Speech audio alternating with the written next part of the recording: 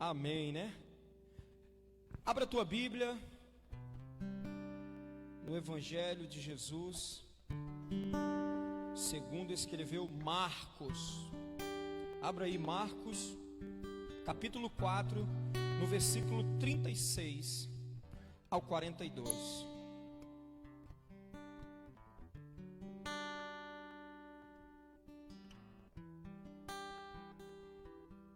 Marcos 4, versículo 36 ao 42. Vamos ler. E diz assim: deixando a multidão, eles o levaram no barco, assim como estava. Outros barcos também o acompanhavam. Levantou-se um forte vendaval, ou uma forte tempestade, e as ondas se lançavam sobre o barco, de forma que este foi se enchendo de água. Jesus estava na popa, dormindo com a cabeça sobre um travesseiro. Os discípulos o acordaram e clamaram: mestre, não te importa que morramos? Ele se levantou, repreendeu o vento e disse ao mar: aquieta-te, acalme-se. O vento se aquietou e fez uma completa bonança. Então perguntou aos seus discípulos: por que vocês estão com medo? Ainda não têm fé? Eles estavam apavorados e perguntavam uns aos outros: quem é este que até o vento e o mar lhe obedecem? Graças a Deus.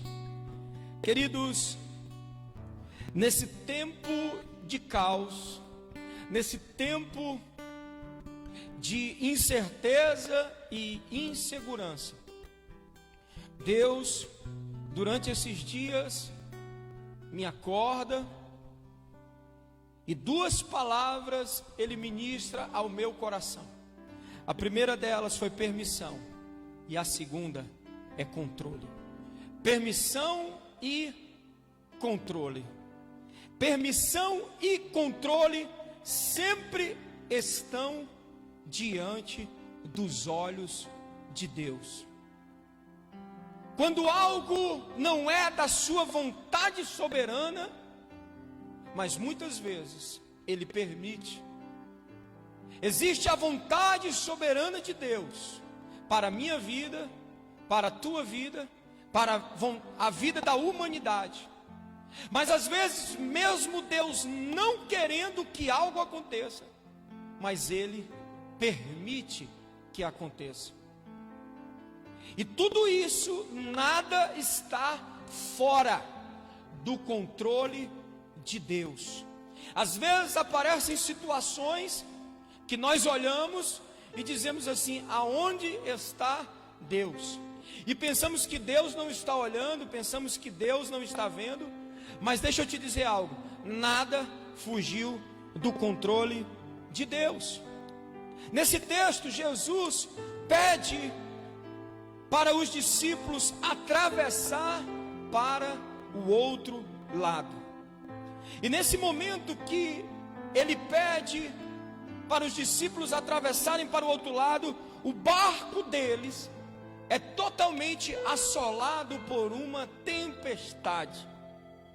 E essa tempestade, esse vendaval que veio sobre esse barco, era tamanho que as águas começaram a entrar dentro do barco.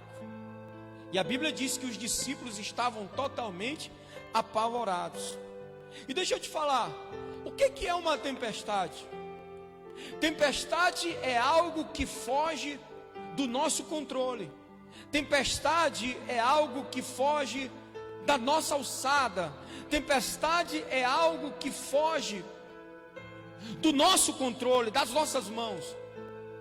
Você já viu alguém diante de uma tempestade, diante de uma ventania, se colocar no meio dela e dizer assim: ó, pode parar aí que já chega? Diante de um furacão, diante de um vendaval, a pessoa chegar e dizer assim: ó, pode parar aí que já deu? Não. Porque tempestade é algo que foge da nossa alçada. Tempestade é algo incontrolável, é algo que não podemos parar. Os discípulos estavam vivendo esse momento. A tempestade, ela é movida por forças sobrenaturais. É algo que vai além das nossas forças. Ninguém pode controlar uma tempestade.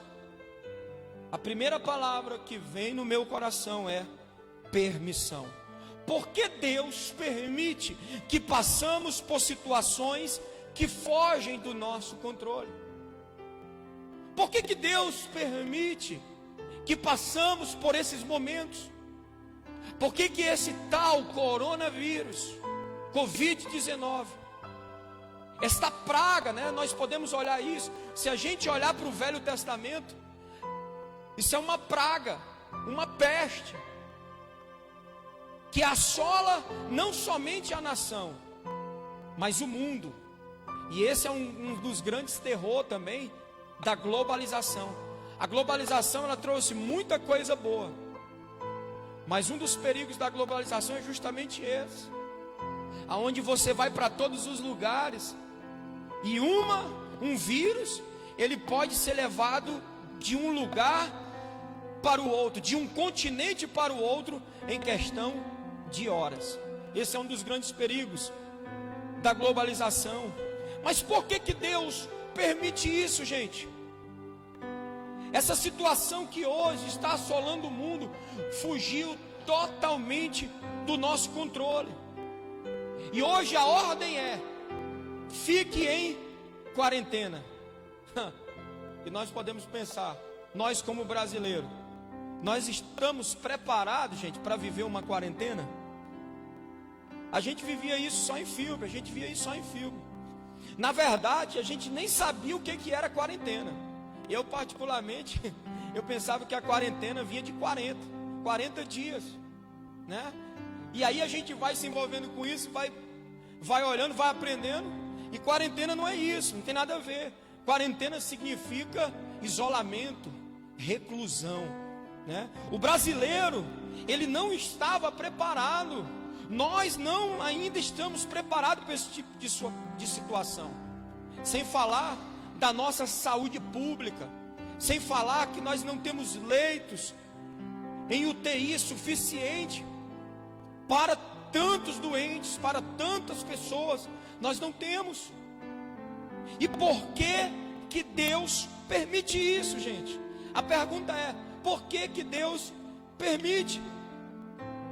E nós, nesse texto, se você for pegar esse texto, Mateus 4, você vê que Jesus, ele estava ministrando ao povo. Ele ficou o dia inteiro ministrando ao povo. Jesus estava em um ritmo muito acelerado. E os seus discípulos também estavam nesse ritmo, nesse mesmo ritmo. Mas quando chega a noite, Jesus diz: vamos para o outro lado.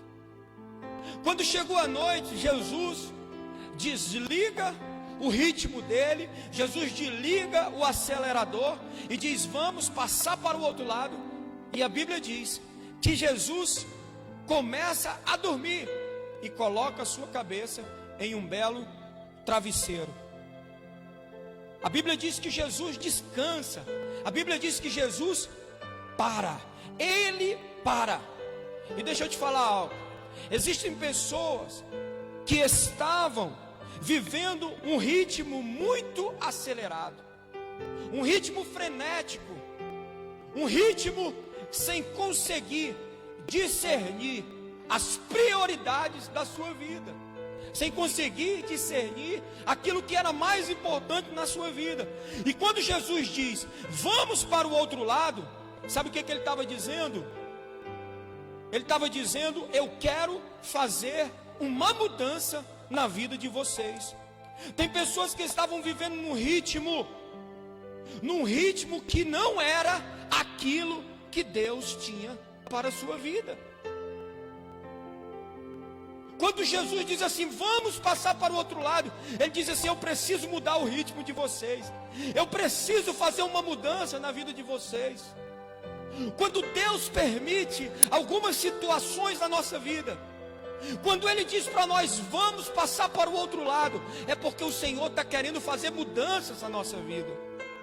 É porque tem algo do nosso ritmo, tem algo que nós estamos fazendo, que Ele deseja mudar, que Ele deseja parar, que Ele deseja nos frear. Jesus diz, vamos para o outro lado. E presta atenção nisso.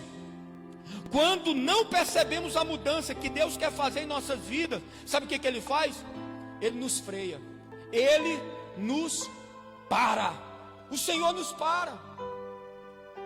Eu fico olhando nesse momento, a pessoa mais frenética do mundo, a pessoa mais frenética não teve como, vai parar, vai ter que parar, vai ter que ficar dentro de casa, vai ter que ficar isolado, em isolamento. Pessoas que diziam assim, não, eu não tenho tempo, eu não tenho tempo, de repente se vê dentro de casa com todo o tempo do mundo. O Senhor, às vezes, Ele nos para, se nós não prestarmos atenção naquilo que Ele está falando, Ele vai nos parar. E o Senhor está te parando, o Senhor te parou. Não pensa que isso é um problema na China, não pensa que isso é um problema nos Estados Unidos, em alguns países, não. Sabe o que Deus quer falar? Deus quer falar exatamente contigo. O problema não é só do mundo, o problema não é das pessoas, o problema hoje, o que Deus quer falar é com a igreja dele. O maior compromisso que Jesus tem hoje é com a sua igreja. Se nós queremos viver uma década poderosa na nossa vida, hoje nós precisamos parar e deixar Deus falar conosco. O que Deus quer falar? Por que Ele está permitindo? Jesus levou os discípulos para dentro de um barco, para freá-los e para ensiná-los. Deus está levando você para dentro da tua casa. Meu Deus, eu estou dentro de casa todo esse tempo. O barco, Jesus levou os discípulos para um barco, mas hoje Jesus levou você para dentro de casa. E Ele te levou para dentro de casa para te frear, para te ensinar. Talvez Deus já disse para você, vamos para o outro lado. Talvez Jesus já disse para você, está com dias, está com meses, está com anos. Ei, vamos para o outro lado. Só que sabe o que aconteceu? Você não percebeu. E é justamente nessa hora que Ele nos freia, que Ele nos para. E quando paramos, nós percebemos algumas coisas. Sabe, gente, quando eu parei, nesse momento que nós paramos, que nós estamos parados, eu percebi algumas coisas. E essas coisas eu quero falar, ministrar ao teu coração hoje. Eu percebi que quando nós estamos em casa, hoje todo mundo parado, todo mundo está parado, todo mundo está parado. E eu percebi algumas coisas, deixa eu falar para você. A número 1 delas, ficar com a família é o mais importante. Deixa eu te fazer uma pergunta, o que sobrou para você? O que sobrou para você? Só sobrou uma coisa, a tua família. Sabe, gente, eu penso que nós estamos vivendo um tempo muito difícil, mas ao mesmo tempo um tempo precioso. Um tempo precioso, sabe por quê? Porque nós estamos percebendo aquilo que é de mais importante. O que sobrou para você? Foi o teu trabalho? O que sobrou para você? Foi o teu salário? O que sobrou para você? Foi os teus estudos? Não. O que sobrou para você? Foi ficar dentro da tua casa com a tua família. Sabe, Deus parou, Deus está parando o mundo para Ele perceber o que é de mais importante. O que é de mais importante? Ei, você que está me ouvindo aí, presta atenção uma coisa. Talvez você esteja dentro de casa há dias, você esteja dentro de casas aí parado, E aí você não vê a hora de voltar aquele ritmo frenético. Deixa eu te falar uma coisa: aproveita! Aproveita, meu irmão, aproveita. Viva com a tua família, viva esse tempo precioso. Vai fazer comida em casa. Esses dias eu estava fazendo comida em casa. Eu aproveitei e fui fazer comida para minha mulher. Meu irmão, eu ainda não consegui lavar a louça, né? Mas é uma quarentena, quem sabe esse milagre acontece. Mas meu irmão, vai, aproveita. Os teus filhos que às vezes você falava, você brincava com ele, 1 hora por dia, aproveita, cheira, vai assistir filme, faz um cinema em casa. Eu já fiz cinema em casa, já teve 2 dias de cinema em casa. Vamos inventar coisa, meu irmão, vamos inventar coisa, porque número 1, ficar com a família é mais importante. Número 2, nós aprendemos a viver com o essencial. Às vezes você pensa que para você viver você precisa de muito, não é verdade? Mas você percebeu que você dentro de casa, você parado, você percebeu o que você precisa para viver? O essencial. Você precisa só do essencial, né? Do essencial hoje, a comida, a família que está do teu lado e um álcool em gel, né? Hoje um álcool em gel é bastante essencial, então um álcool em gel também. Nós aprendemos a viver, mas quando nós estamos em um ritmo acelerado, quando nós estamos em um ritmo frenético, nós buscamos em outras coisas a felicidade. Nós não percebemos a diferença entre o importante e o fútil. Nós estamos num ritmo tão acelerado que nós muitas vezes buscamos apenas o fútil, aquilo que é passageiro, aquilo que passa logo. Nós temos que aprender a viver com o essencial.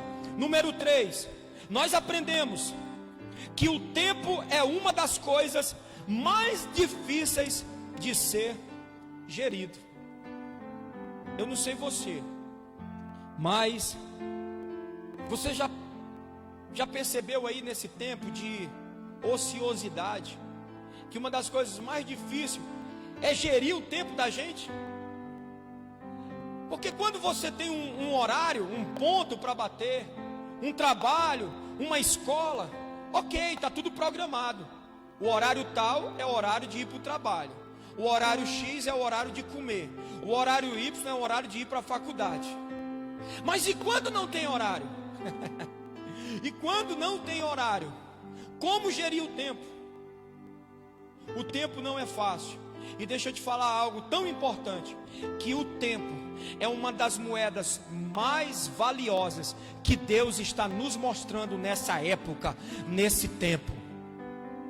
O tempo que Deus está te entregando aí, o tempo que Deus te deu, é a moeda mais valiosa que você tem.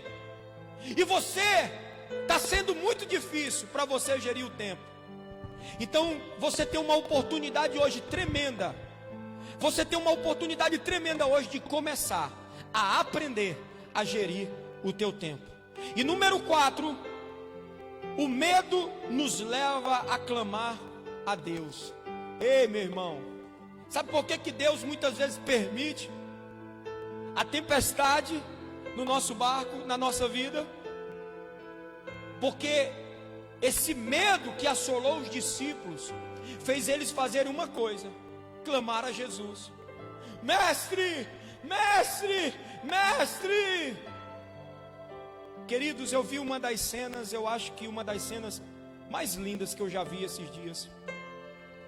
Está passando um vídeo aí nas redes sociais de prédios aonde as pessoas saíam nas janelas dos seus apartamentos e começaram a entoar um louvor, uma canção ao Senhor.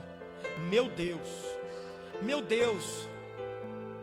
Às vezes você não para um tempinho para clamar. Mas é justamente quando Deus te para, e quando o medo vem sobre mim e sobre você, nós encontramos tempo para clamar a Deus, para louvar, para engrandecer o seu nome. Esse tempo é um tempo onde a igreja tem que se colocar de joelhos.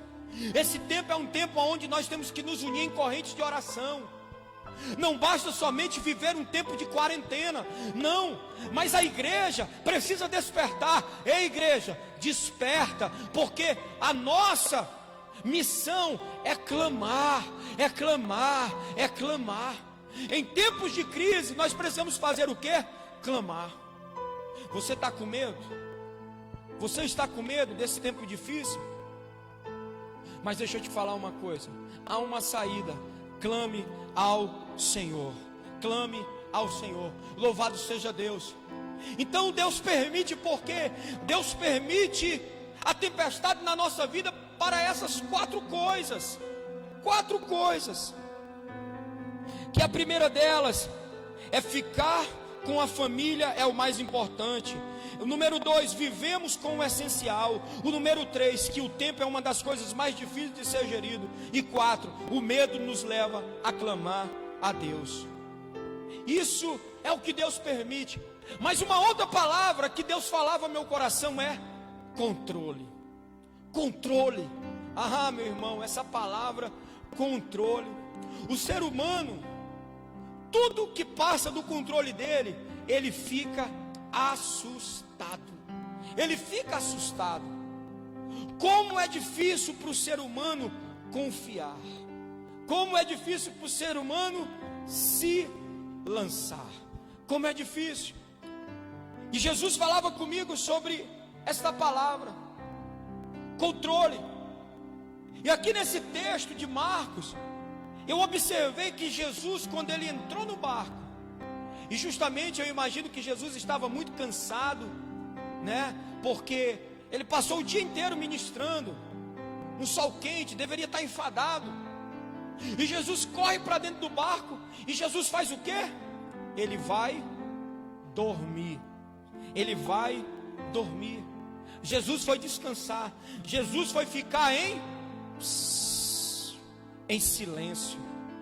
Um dos discípulos, quando estava sendo assolado pela tempestade, foi acordar o mestre dizendo: não te importa que pereçamos. Preste atenção nessa palavra. Olha como que o discípulo tratou Jesus no momento da tempestade. Olha como que o discípulo tratou Jesus no momento aonde o controle fugiu das suas mãos. Ele olha para Jesus e diz assim: não te importas que venhamos para perecer? Era como se ele estivesse olhando para Jesus e diz assim: tu não me ama. Se a gente morrer ou não morrer, para ti tanto faz, né? Para ti tanto faz. O discípulo, ele olha para Jesus assim, ele fala com Jesus assim. E a minha pergunta é: por que que eles disseram isso? Por quê? A resposta é: porque Jesus estava dormindo. Ou seja, Jesus estava em silêncio. Jesus estava em silêncio. E deixa eu te falar, o silêncio vem para revelar o teu nível de fé. Tem pessoas que não estão sendo provadas no fogo. Tem pessoas que não estão sendo provadas no fogo. Elas estão sendo provadas no silêncio.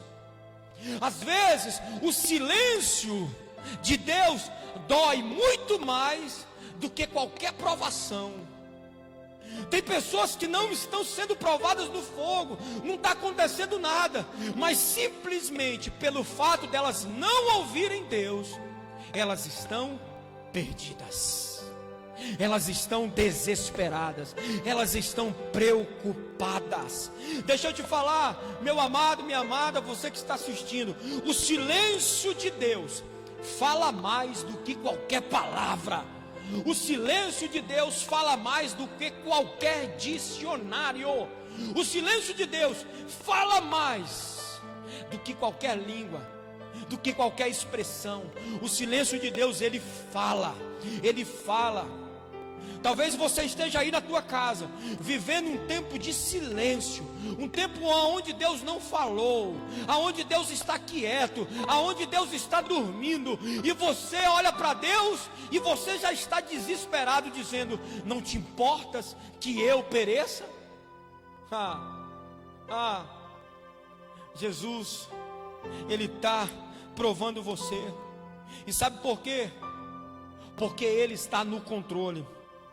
Não é porque Jesus está em silêncio que Ele não perdeu o controle, meu irmão.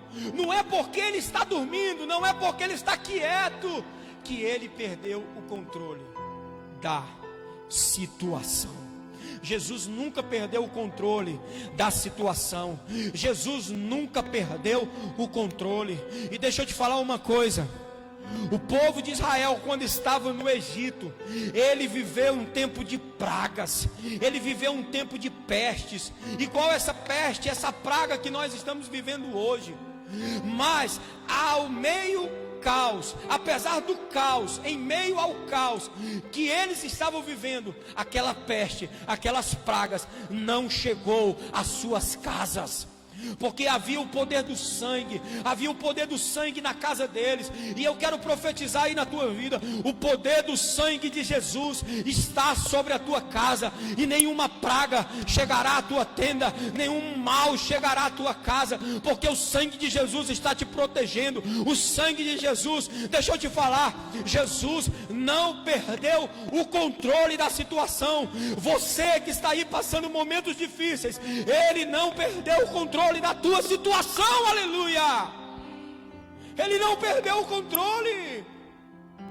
Não é porque Ele está em silêncio que Ele está longe do controle, não. Porque Jesus ficou em silêncio no meio da tempestade? Número 1, para revelar o nível de fé deles. A primeira coisa que Jesus olha para eles quando eles o acordam é dizer assim: homens de pequena fé. Uau! Eu vejo tantas propagações nesse momento, eu vejo tantas coisas, eu vejo tantas situações. É gente mandando vídeos de morte, é gente mandando link de morte, é gente mandando situações sofredoras, é gente mandando tantas coisas. Mas esse é um momento aonde a nossa fé, ela tem que ser elevada. E pastor, aonde que eu vou conseguir fé no momento desse, aonde eu só ouço morte? É justamente, meu irmão, é justamente, a Bíblia diz que a fé, ela vem pelo ouvir. Sabe qual é o canal agente de fé? É o ouvido. O ouvido é o canal agente de fé. Quando você começa a ouvir palavras de destruição, a tua fé se torna uma fé contrária. A tua fé começa uma fé negativa. Você sai de uma fé genuína, uma fé positiva, para uma fé negativa. Você tem certeza, você tem convicção, você tem fé que tudo vai dar errado. Você tem fé que tudo vai dar mal. E você olha e diz assim: pastor, é a realidade. Olha para os números, olha lá para a Itália, olha o que aconteceu na Itália, pastor. Você começa a viver algo racional. E como disse o pastor Silas Malafaia, a fé nunca foi racional. A fé é transcendental. A fé vai para o mundo espiritual. A fé é algo que não se vê. A fé não pode contar. A fé não pode calcular. Isso não é fé, isso é razão. E a fé transcende a razão. E por que Deus permitiu a tempestade naquele barco? Número 2, para mostrar que Ele tem o controle de tudo. No final de tudo, sabe o que os discípulos perceberam? No final de tudo, sabe o que os discípulos perceberam? A pergunta dos discípulos foi: quem é esse que até o mar e os ventos lhe obedecem? Oh, aleluia! Quando acabar essa situação, você vai ver que há um Deus que trabalha também nos ventos, no mar, na terra, nos céus. Há um Deus que tem o controle nas mãos. Quando essa situação acabar, você vai perceber que há um Deus que nunca perdeu o controle da tua vida. Esse Deus tem o controle de tudo. Deus tem o controle da tua casa. Não se desespere. Eu vim aqui nessa noite, eu vim aqui para gerar fé em você. Eu vim aqui, e sabe, eu não sei aonde esse vídeo vai parar, eu não sei aonde esse vídeo vai, mas de uma coisa eu sei, que Deus está dizendo para você: tenha fé. Eu não perdi o controle da tua situação. Eu não perdi o controle da tua vida. Permissão e controle. Deus permitiu, mas Ele está no controle de tudo. Deus permitiu acontecer algo, mas Ele não perdeu o controle. Amém, queridos? Amém? Então aonde você está? Aonde você está? Nesse momento, eu quero convidar você. Nós vamos adorar o Senhor. E nesse momento nós vamos fazer um tempo de adoração. E você vai colocar aí diante de Deus a tua vida. Você vai colocar diante de Deus. E você vai colocar toda a tua vida e vai dizer: Senhor, Tu estás no controle de tudo. Tem pessoas desesperadas por causa das suas finanças. Mas deixa eu te falar, Deus não perdeu o controle. E nós vamos orar agora, nós vamos orar. E nós vamos orar agora nesse momento e entregar para o Senhor toda a nossa vida, toda a nossa situação. Vamos adorando ao Senhor. Vamos nesse momento adorando o Pai.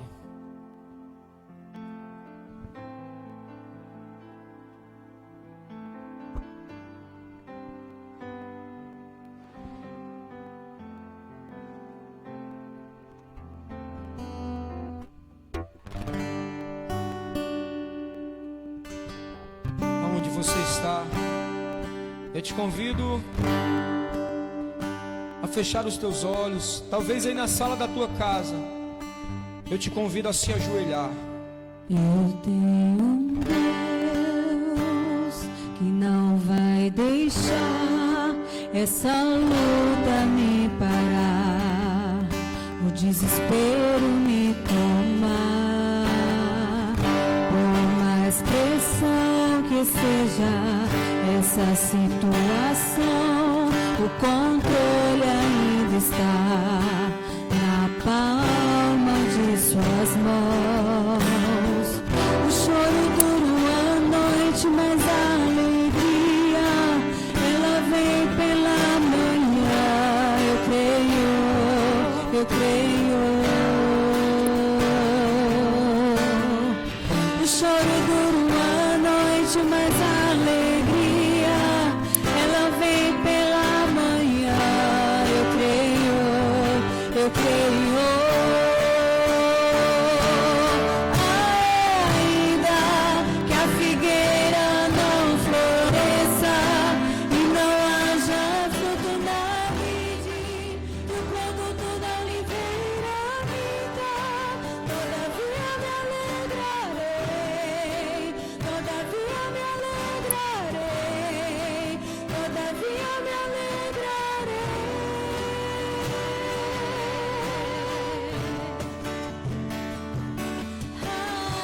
Ainda que a figueira não floresça e não haja fruto na vide, e o produto da oliveira minta, todavia me alegrarei, todavia me alegrarei, todavia me alegrarei.